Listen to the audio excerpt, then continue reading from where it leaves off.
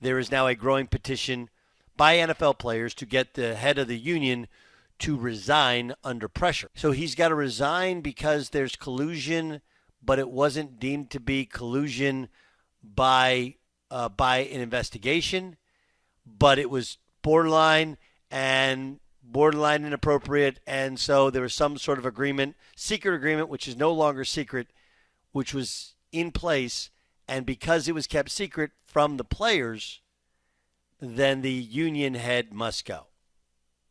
Right? My thing is this. Again, a bit of a mea culpa with Pablo and with Florio because they've been all over this thing.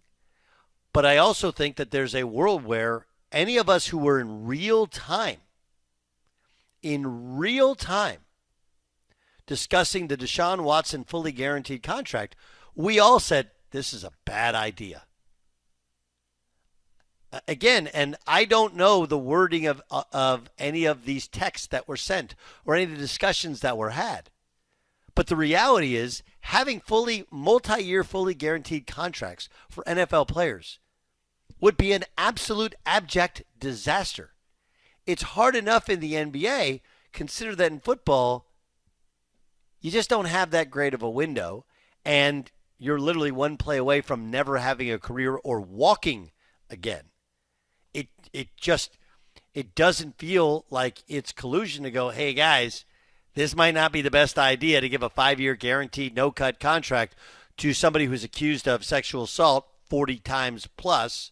And, oh, yeah, by the way, he suffered 2 ACL injuries in his life. And now, at the end of that contract, they've had to redo it because you can't get out of it. And he suffered 2 Achilles tendon tears. Like this stuff, and by the way, not that good. So this is not me being pro-owner or pro-player. I don't have my head in the sand. Again, it's just really hard to decipher. Like, we're making a big deal and accusing the owners and Goodell of collusion when it was reviewed and it did not meet the preponderance of evidence that would have taken to go to trial.